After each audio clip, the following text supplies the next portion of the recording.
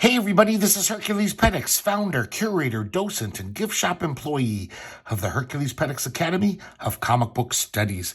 Today we're going to be looking at Double Nickels Forever, a tribute to Double Nickels on the Dime and the Minutemen.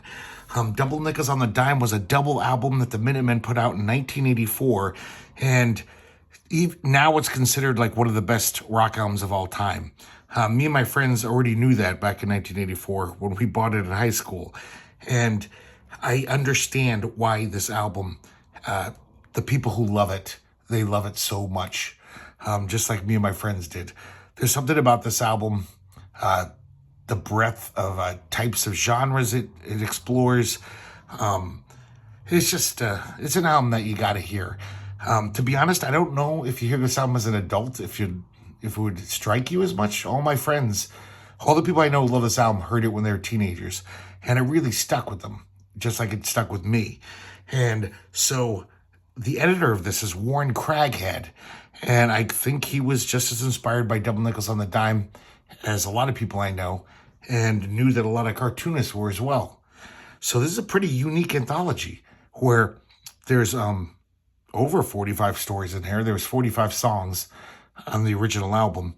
But he got an artist to adapt every song, a different artist to adapt every song on the album.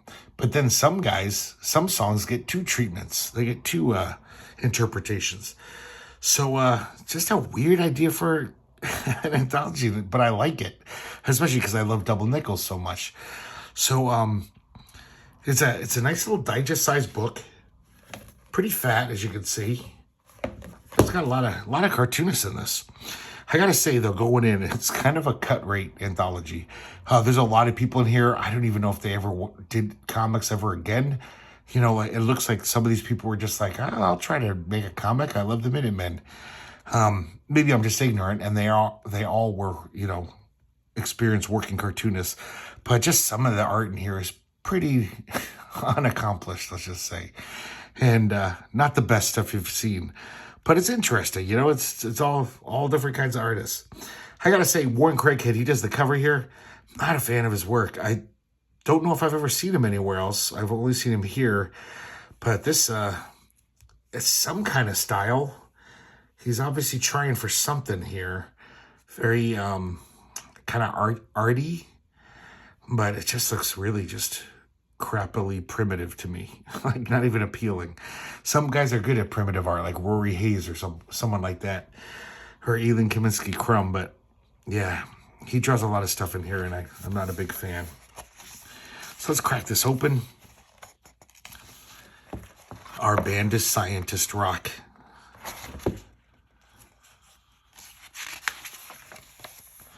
Dedicates it to the Minutemen.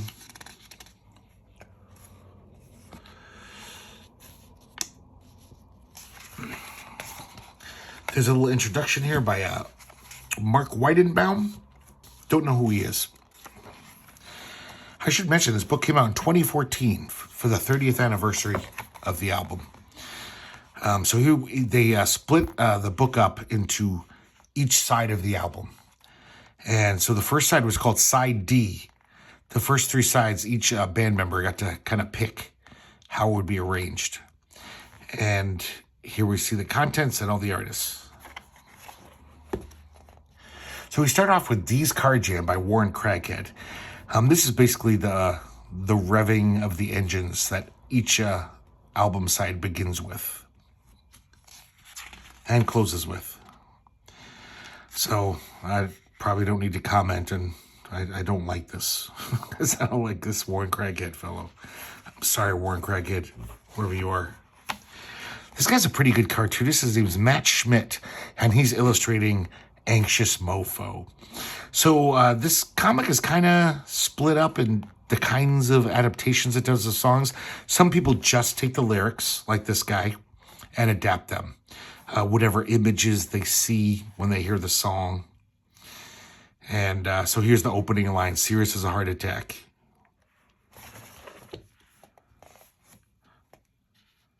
So just it's kind of random, but you know, the Minutemen, their lyrics were pretty non-linear, kind of poetic.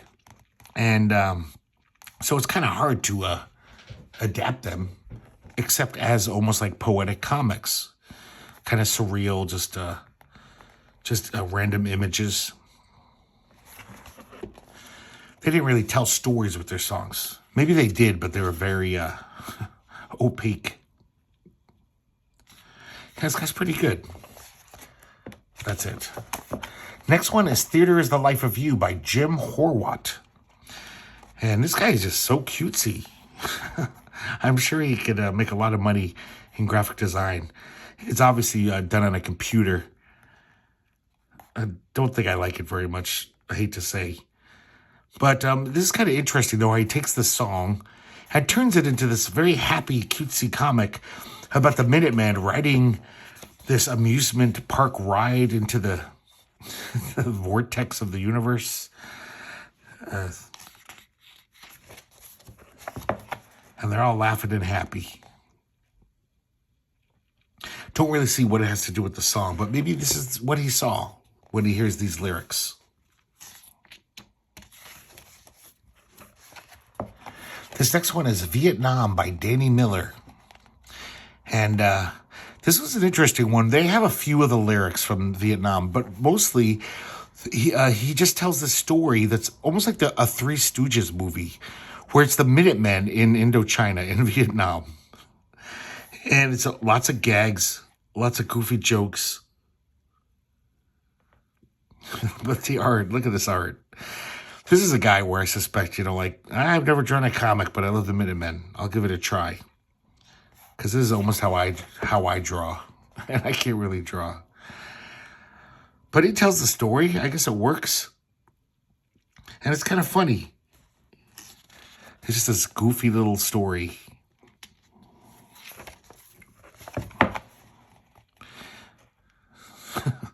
They give a Three Stooges eye boink to Richard Nixon, and he ends up getting eaten by a shark. When they get back to San Pedro from Vietnam, they're in a bar, and the band looks just like them, but, 30 years older. And it turns out it's 2014. They were in Vietnam in the late 60s, these goofy characters that look like the Minutemen. And it goes poof. So apparently they were just having some kind of fever dream. And now they're back in Vietnam saying, "This ain't no picnic," referring to another song title. I have a Warren Craighead illustration. Every now and then there's these interludes. Next, we have another interpretation of Vietnam. This time it's by Sean Bliss. And this guy uses his pages to basically tell a personal story about how he discovered Double Nickels on the Time. He bought it on cassette. He'd listened to it on many a road trip. And he's basically just talking about how influential it was to him. But he does use the political lyrics of Vietnam to talk about how later on in life, how the words resonated with this guy. Because, America never stopped its stupid wars. So in 2003, when we're in Iraq for the second time, this guy realizes that, T. Boone was singing about this 20 years ago.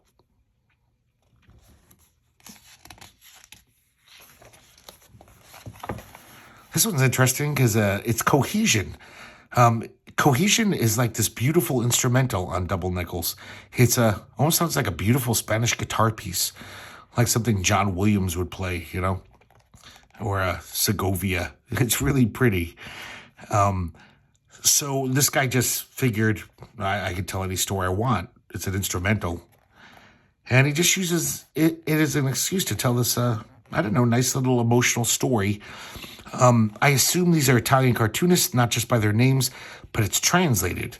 So I think these guys are actually cartoonists who work in Italy, and they contributed, and it had to be translated into English. Story by Giuseppe Iacobacci, and art by Sergio Varbella. And it's just this little story. It almost reminds me like it could be an Adrian Tomine story, back in the old optic nerve days. And this guy's just in love with this girl,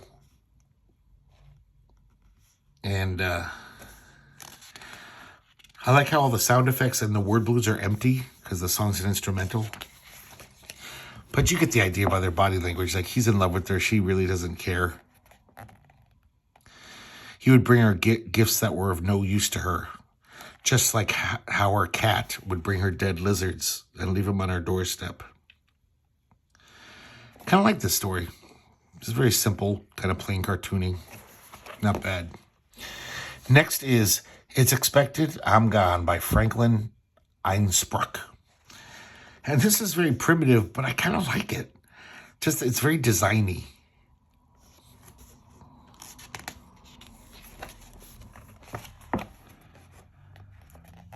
I just the way this guy splayed his body. It looks like this guy maybe can draw. At the very least, he does have a good sense of design. So there's another one where it's all the words. And I guess this is what the images this guy sees when he hears the song.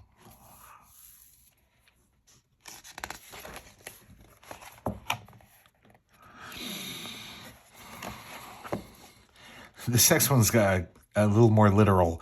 It's a #1 hit song by J.B. Frankel. And that song is basically a parody of, dumb pop songs. And so the cartoonist makes a parody of dumb rock stars. And we see this rock star living the life, wakes up with 2 women in his bed, gets on his skateboard. He's got gold records on his wall. Some kind of trillionaire. And he's singing the lyrics of the song. He drives his hugely expensive car to his concert. And he starts screaming into the mic. And then we see the Minutemen driving down the road, finishing up the very last lyric. This cop's giving him the thumbs up because he's doing the speedometer thing on him, or whatever that's called, the speed gun. And they are driving double nickels on the dime. This next one is called Two Beads at the End by Razvan Du and Adrian Sergi. And I think these guys are from another country too. And this is another interesting one where the person basically doesn't adapt the song. He talks about his experiences when he was younger, when the Minutemen came to play his town. But I think I don't know if it's real, because it's this crazy story of how the protagonist, or the narrator, I guess in these alleys behind shows, behind the clubs, he would do these weird feats of strength. And people would gamble on it, and he'd make money. And so one night he was doing that. He sees the Minutemen loading up out of their van, their O'Connell line van.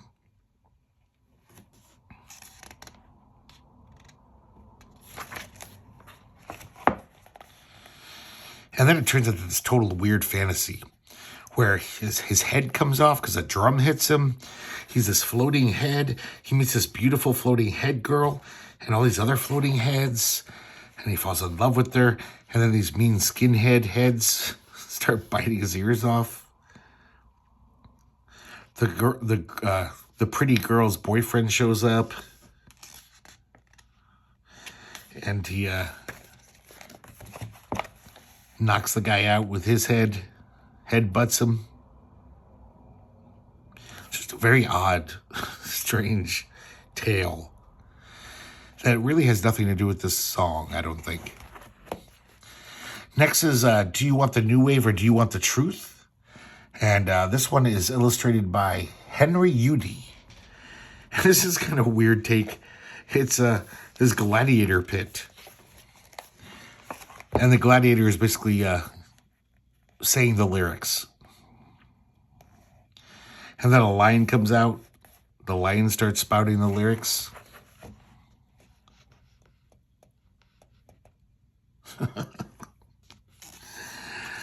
And after the lion kills this gladiator, I am a cesspool for all the shit to run down in. That's a pretty nice one. Next is another interpretation of the same song, this time by Sean Ford. And we see these two women, young women, walking. And one of the women is saying, it's like, I think that people who tell the truth all the time, who don't lie, they're not happy. The only way to be happy is you got to lie. It's like, you can't be too honest. And the friend says, so you're saying you want new wave and not the truth? And she says, nah, fuck new wave. So it just uses the song as an excuse to riff on truth. This next one is Don't Look Now by Derek Badman. And I guess this is a cover of a Creedence song. I never knew that all these years. I've been listening to this album forever. And as you can see, it's some kind of like photo manipulation. Pretty boring. This is kind of a waste of pages. And it just has the lyrics of the song.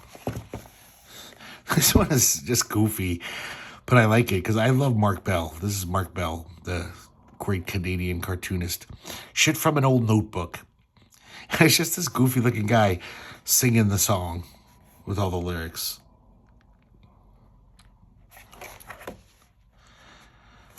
Note, each panel on this page lasts around 12.5 seconds.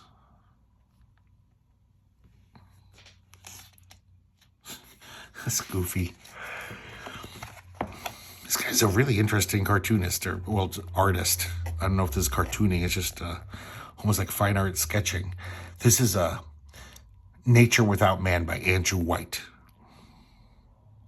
Kind of like it. I don't really know what the hell's going on. But kind of appealing scribbled art.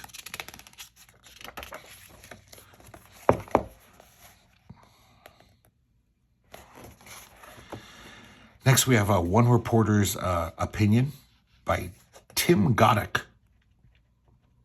And it says hashtag drawn without looking. And it looks like that's what he did. Like the eyes don't line up with the mouth. I don't know. It seems, why hobble yourself? It's hard enough to be a good artist. And this guy's not that great. This is kind of nice, though. This almost impressionistic drawing of the Minutemen. I guess that was a famous picture of the Minutemen where D. Boone is jumping up like a rock star guitarist, even though he's like this huge fat guy. And it seems like so many artists in this book crib this image. It pops up in a bunch of the comics. I guess all the artists had that picture. This just kind of looks like sketchbook stuff. So next we have Side Bike, which is side 2. In normal parlance. We start with Mike's Car Jam. Once again, Warren Craighead. Political song from Michael Jackson to sing by Lydia Wasaki. This one, I mean, just basically a stick figure. And it's obvious, we would never know this, but apparently as Michael Jackson gets up on a stage, because he starts to sing Ben by Michael Jackson, the lyrics to that sappy 70s song.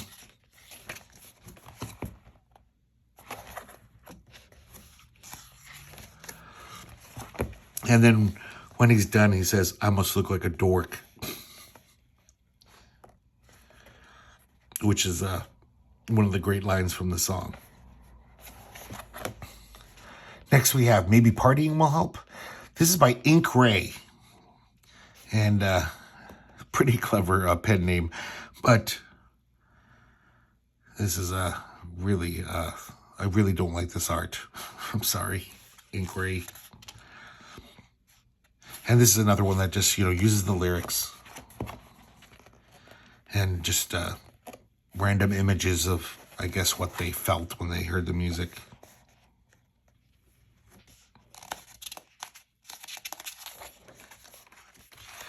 And then we have another Maybe Partying Will Help. This is just a little pinup illustrating the song or what the artist thought the song was about. This one is by Rusty Jordan. Meh. This next one's kind of odd. It's Toadies. Has nothing to do with the song, But John Porcellino here, the kingpin of King Cat Comics, he just decided to use the idea of being a toady. And just as John Porcellino likes to do, he tells some autobiographical story from his younger days when he worked at this shitty job, packing boxes. His boss is a pud. Some of his coworkers suck. So this is like just a typical John Porcellino story. Really has nothing to do with the Minutemen. Except that he was a toady at this time, I guess, at this job. Next, we have Retreat by Joseph Buchanan. Very almost clinical art. I don't know if this is just something like clip art. This guy does use the lyrics. And just has these images to illustrate what he thinks about, I guess, when he's hearing this song. This next one's The Big Foist by Dean Westerfield. And he concocts this whole thing of almost talking about a history of punk rock. He shows the Stooges, Richard Hell, X-Ray Specs.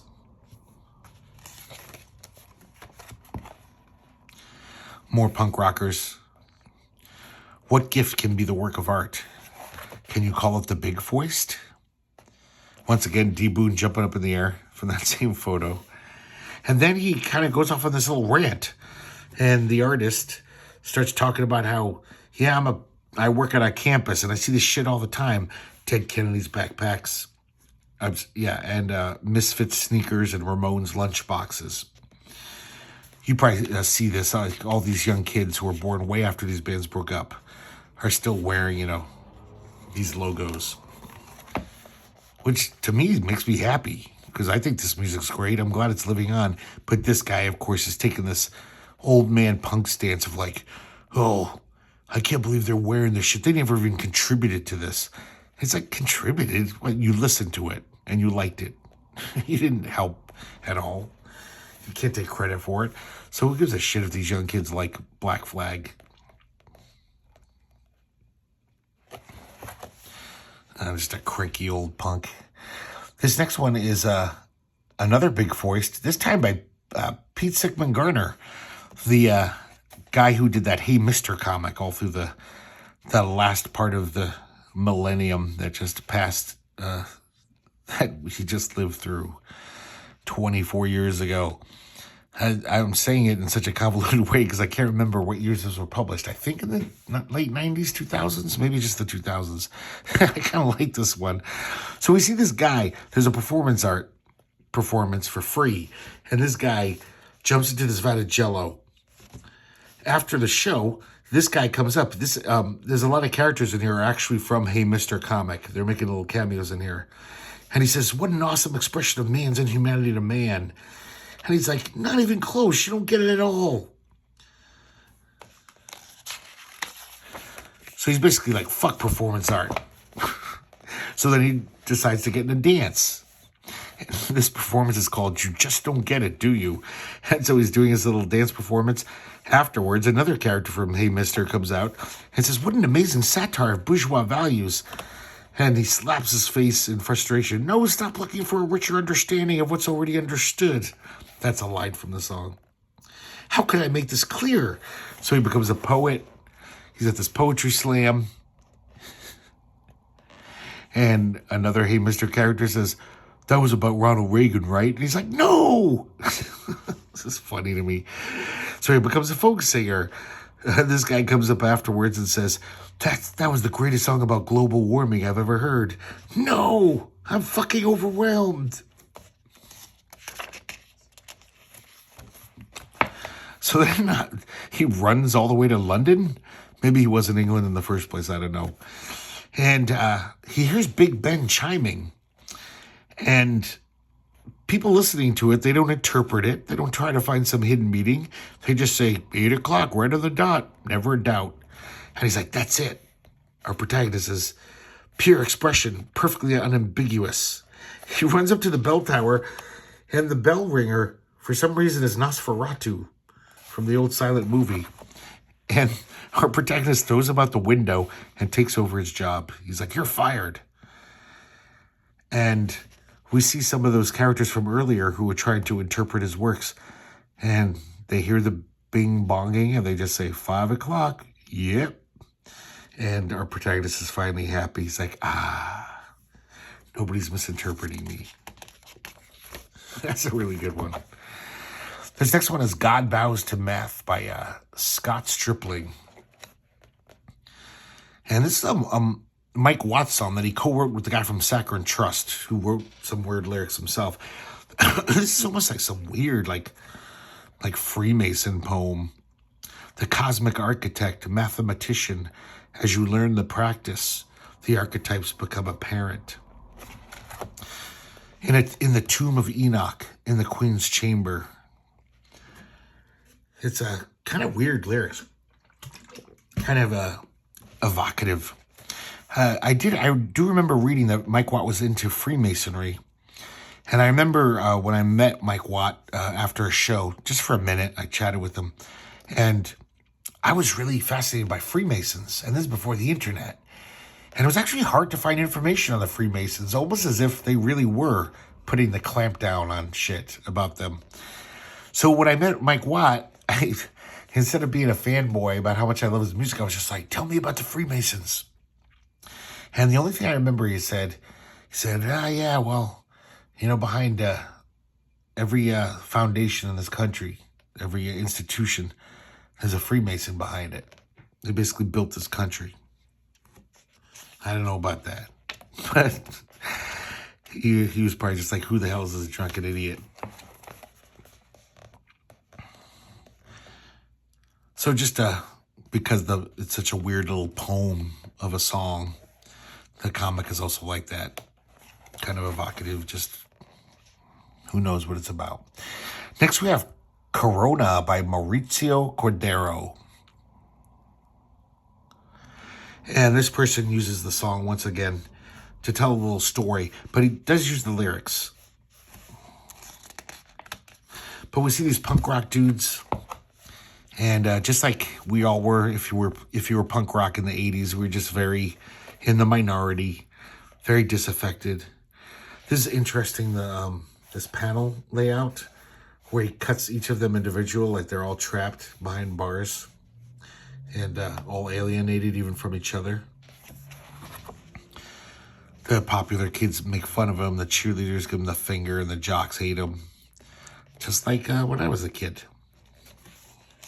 They go to spring break, and of course they're total outsiders. They're watching all these college kids just making asses of themselves, puking and wetting themselves for being so drunk. And this one punk walks off in disgust. He's on a pier, and he sees this punk rock girl. There on the beach, I could see it in her eyes, that line from Corona. And it looks like a love at first sight here. And they toast each other with their Corona bottles. And it looks like they turn in all their nickel deposits and buy this atlas, a road atlas, implying that they're going to ride off together, go on some great adventure. This next one is The Glory of Man by Dan Zimmerman. This is just a very odd one. Just kind of pin up images of some of the phrases in the song, illustrating some of the phrases. The reality soldier. Kind of truncated. It doesn't do all the lyrics. We have another artist. This one is John Michael Frank doing The Glory of Man, doing another interpretation of it. And it's talking about primitive art. This looks more like this guy, like was really into Gary Panter, though.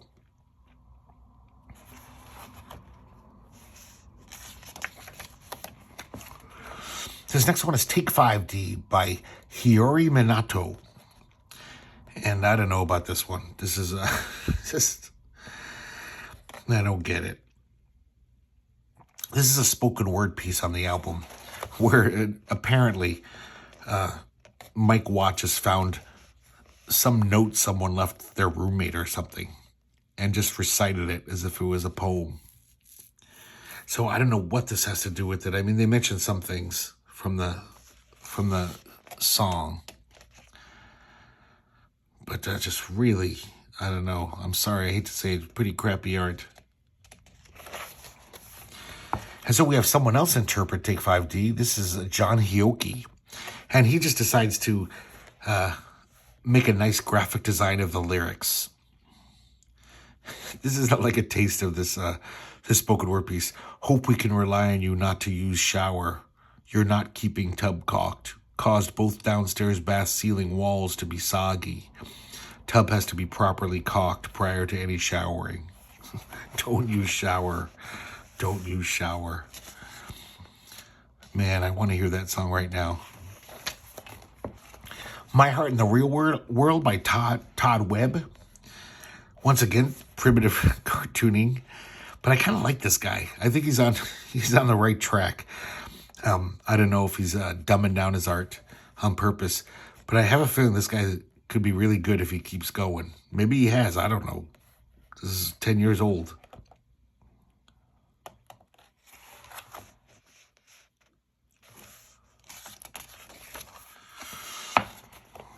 And then we have History Lesson Part 2 by Simon Morton.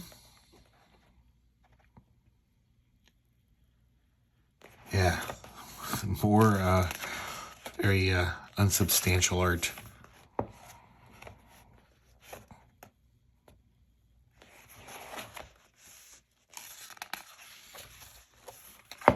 So that's it for side Mike. Now we got side George.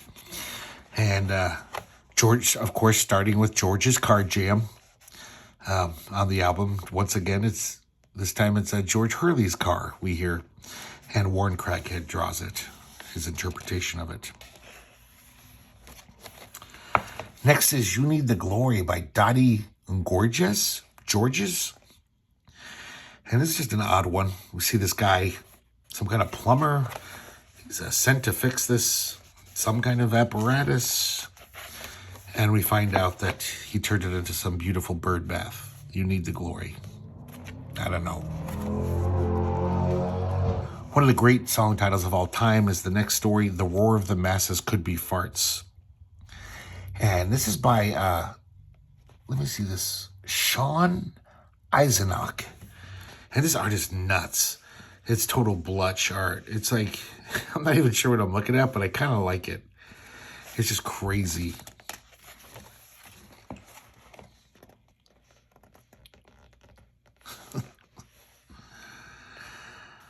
Oh, man. This is weird stuff. And of course, the lyrics never made sense to me. Most of it, I've been listening to Minutemen since it came out, that album. I still don't know what the hell they're talking about on most of the songs.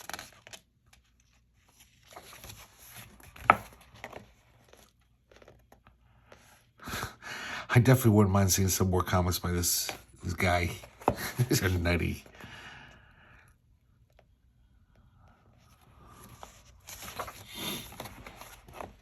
Next, we have Mr. Robot's Holy Orders from Evan Keeling. And this is, once again, the lyrics, and just each phrase gets just an odd illustration. Force fed. We see some corn dogs. Tin can is coming out of this car exhaust for some reason.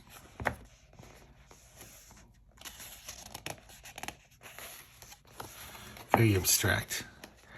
This next one is West Germany by I. Nichols. And this song is way more linear than most Minutemen songs. It is just like a kind of a political rant about the fascism of West Germany.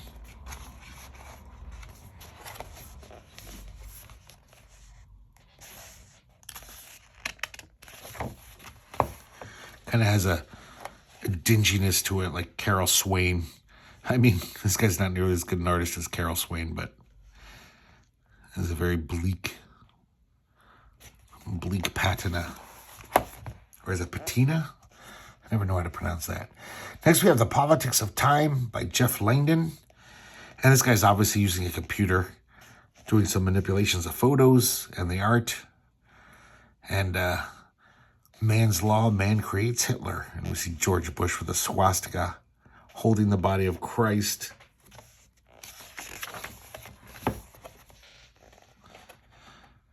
Some more of this photo computer collaging.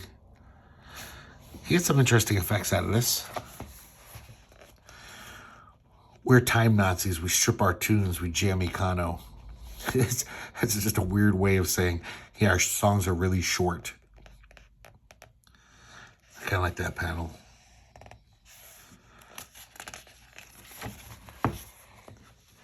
So next we have Themselves by Ed Sider.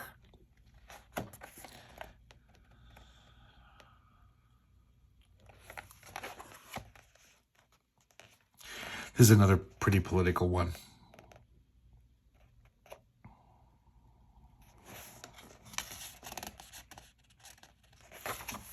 Not too thrilled with the art. A little too, I don't know, like it was made on a computer. A little more in crackhead drawing.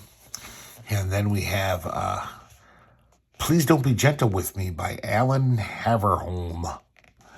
I kind of like this one. He has instructions and a legend on how to read the comic.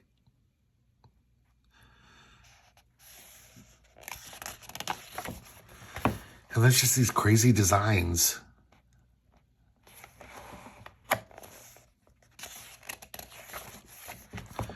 I kind of like this in a weird modern art way. Maybe because I'm a Virgo. And people say we Virgos are all anal retentive. Again, like how orderly the art is. It's almost like art that a scientist would make. Or a cartographer.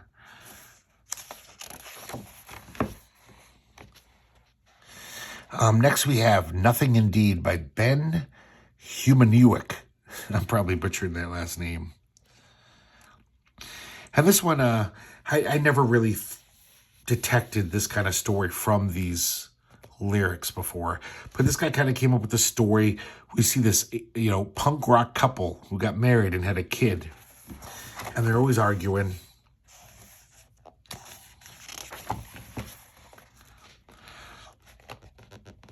And as the father is signing the divorce papers, they use the line, "There is no cause at all for my hesitation, nothing indeed." So he does kind of tie the lyrics into his story, but the rest of it, there's no connection as far as I can tell. Another little interlude. And now we have No Exchange by Damon Hurd. And there's another one, just some abstract images or just random images illustrating the lyrics. Like I said, it's kind of the only way you can really illustrate these songs.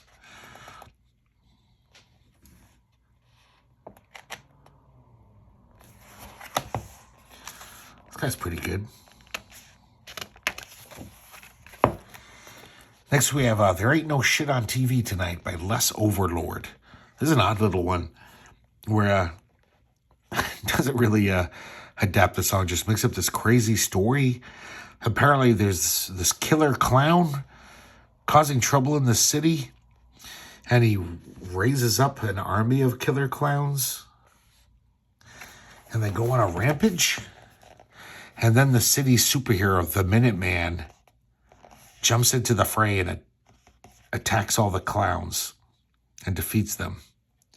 He says at the bottom, apologies to Steranko, and I think it's because this panel. I think he swiped that from some Steranko comic. Maybe Captain America. But then after he's done beating the shit out of all the clowns, all the people, the civilians, they start throwing fruit and vegetables at Minuteman. And they're holding up placards, "Tell the truth on Minuteman, no more lies, now." And basically the Minuteman walks off, flipping off the people as he walks away, and they're all just saying, "Fuck you, we hate you, Minuteman." Very, very imaginative interpretation of the song. And then next we have This Ain't No Picnic.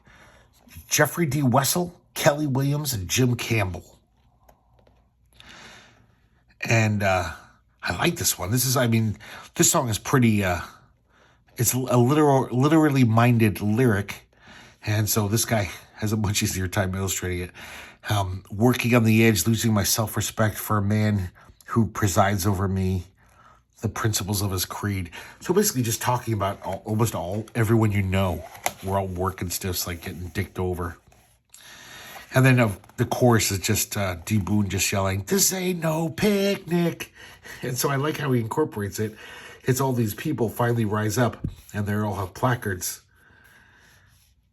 Almost as if it's the follow the bouncing ball for the song. But it fits into the context of the story. The last line is, "I refuse to be a slave." And then we have another interpretation of the song by Chris Voorhees. This is very much like a Rene Magritte version. "This ain't no picnic. This is not a picnic." A photo of this picnic table. Very goofy. This next one is "Spillage" by Gabriel Gamboa. This is such an odd one. See this guy here? Kind of looks like Chaka from Land of the Lost with his weird mutant friends. Looks like they're floating through some void. But then again, the lyrics don't really give you much to draw on. So now we have side Chafe, the last side of the album. And I just read that supposedly they called it side Chaff, or is it Chaff? Because these were kind of the songs they were like, kind of last minute additions, kind of cast off songs. Bunch of covers on here too. 3-Car Jam by Warren Craighead. This time he gets to expand a little. Goes to 3 pages.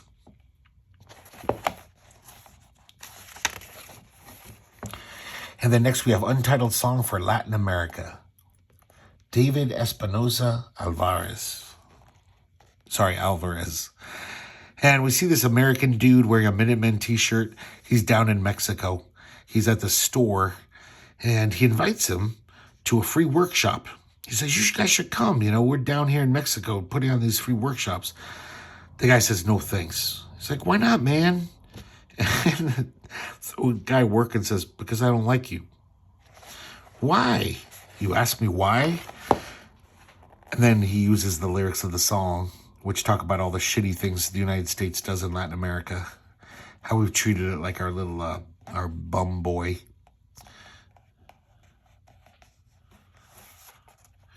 The games they play, the lives they will take, I would call it genocide.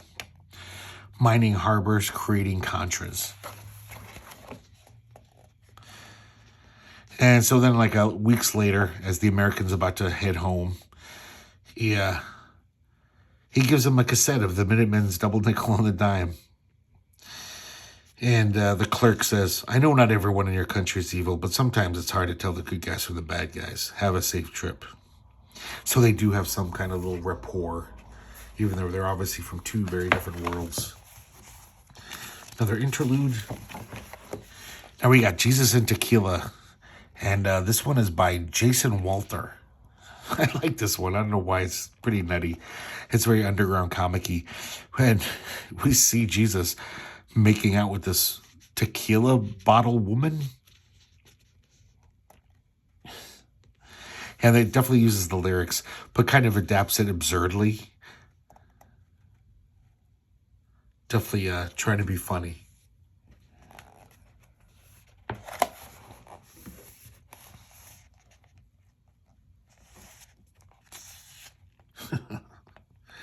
I definitely want to read this guy's comics. The Holy Ghost looks like Casper. And now we have another Jesus and Tequila. And this one is drawn by Bunny Blake. And another probably first-time cartoonist, it looks like. And this one, she decides to tell a little story. Very strange. Jesus is just a normal dude who has a job. His boss tells him to get a haircut, even though he's being sympathetic to the boss because his dad just died. So he's like, "Fuck that guy." And Jesus' wife says, "Oh, my sister just texted me. Apparently my dad's having a barbecue and he didn't invite us." So I guess, because Jesus is a long hair freak. But they show up anyway. And the daughter says, surprised to see us, Dad? And he's like, please don't make a scene. And she says, you want to see a scene? And she jumps in the bonfire and immolates herself. So odd. Jesus pulls her crispy body out of the fire. And then we see him sitting at a bar telling this story. And like that, she was gone. And then his bar buddy says, oh, heck, man, you know that's not how it went down. And this is just what really happened. Jesus was a drunk. And his wife left him because he was a nut. Stabbing scissors through his stigmata. Next we have June 16th. And that's a instrumental. So this person just decides to tell a story. I'm sorry, I should say the person's name. B. Erin Cole.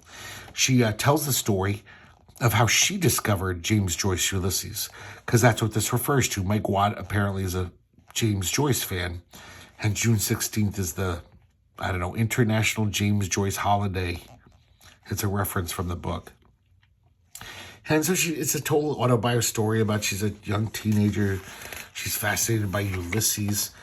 And then she discovers the Minutemen. A friend makes her a mixtape or loans her the CD. And she noticed that it had a song called June 16th. So just like James Joyce Ulysses, which is a difficult novel, it's not easily digestible. She compares it to the Minutemen's Double Nickels. How it's almost like that.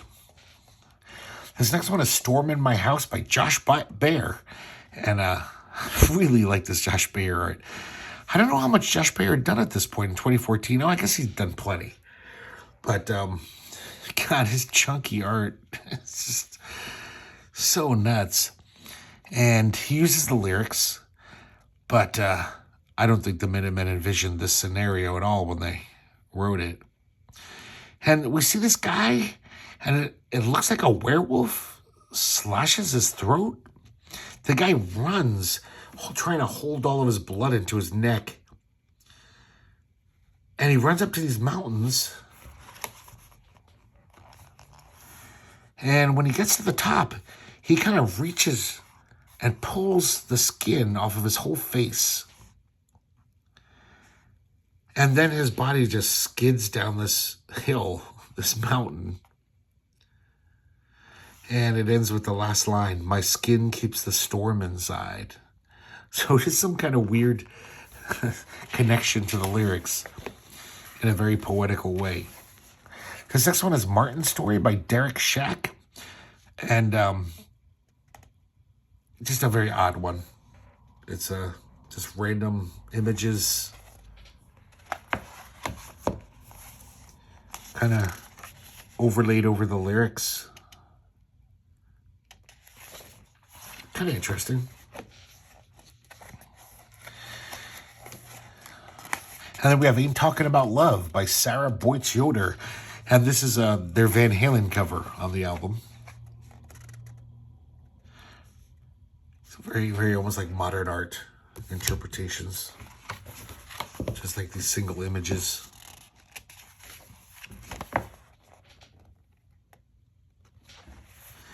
And now we have Dr. Wu by Dmitry Samaro. This is a Steely Dan cover that the Minutemen did for some reason on their album. It's really good, though. If you're a fan of Steely Dan at all, you should hear what they do with the song. They do this delayed harmony. I don't think that's the right word. Almost like the row, row, row your boat thing, but different. Where Mike Watt is one beat behind D. Boon and repeats what he says. D. Boon sings it prettily. And Mike Watt just says it like spoken word. Really great effect. There's D. Boon jumping up again. So this one is just, I don't know.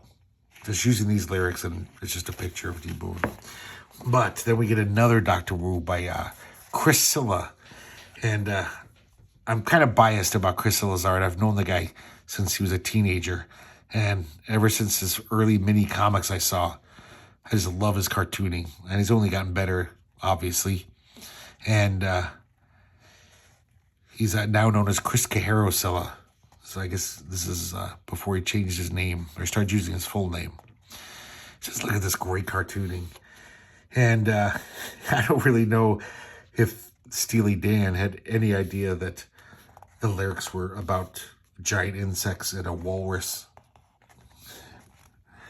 But I don't know, it somehow fits in this weird way. The way he incorporates the lyrics into the either word balloons or captions, it's really good stuff. Yeah, I am biased, but I also have enough of a brain where I'm like, no, Chris is really good. It's not just because I like the guy a lot.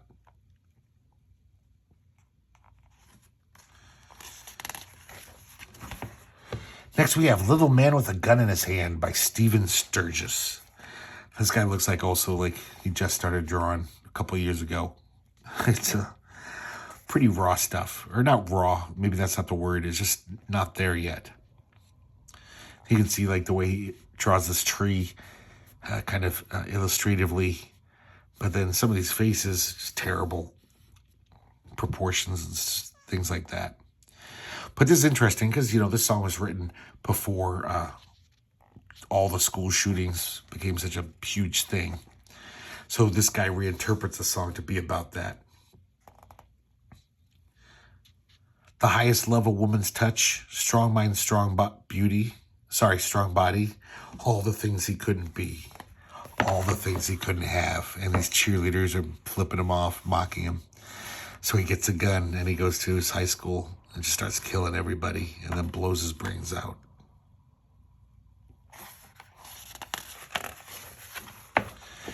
The World According to Nouns by Brooke Sheridan. It's nuts. It's like an Alex Toth comic. It's one of his exercises in design. Strange panels. Kind of very visually appealing, though. Great lettering. I don't know. But what the hell's going on? This next one is The World According to Nouns. I'm sorry. It's a love dance. I just said that. This is by Luke Ramsey. And I kind of like this guy. Just these weird, abstract, crazy images. And the lyrics are kind of peppered throughout. Almost like a David Mack comic. Like David Mack's artwork. It's like the words are hugging the forms. Oh man, this is great stuff though. Look at this. It actually really reminds me of Mark Bell. Just their weird organic shapes. Just like a pure love of drawing you can see in this stuff. Like, it's like, what the hell is this? But you could tell he's just like, I gotta get this image on the paper. Whatever the hell I'm seeing. Yeah, look at this page. Once again, this is Love Dance has no words. So I guess, you know, you can interpret it any way you want. And that's what this guy did. Oh, God, this is just insane. It's really good. I got to look this guy up. Luke Ramsey. And then we get 2 pages of contact information of all the artists, all their emails. I don't know if they're still there. And that's it for Double Nickels Forever. Hope you guys liked it. It's definitely a very spotty anthology. I guess Warren Craighead didn't know many cartoonists, or at least better cartoonists, and couldn't get them to contribute. But still really a fun idea. I wouldn't mind other books like this, taking other albums, especially like a concept album. You know, that would be kind of interesting. So, yeah, I'm kind of curious to see what you guys think of this. If you want to comment on it, I'd really appreciate it, because I know a lot of this stuff is very amateurish and kind of crappy, to be honest. But there's some gems in here, and also I just like it's a fun idea. And I wonder if you're not a Minutemen fan, if this is just a total piece of shit to you. So I'm obviously biased because I love the album so much. So thanks for watching, guys, and I hope to see you next time here at the Herculespetix Academy of Comic Book Studies.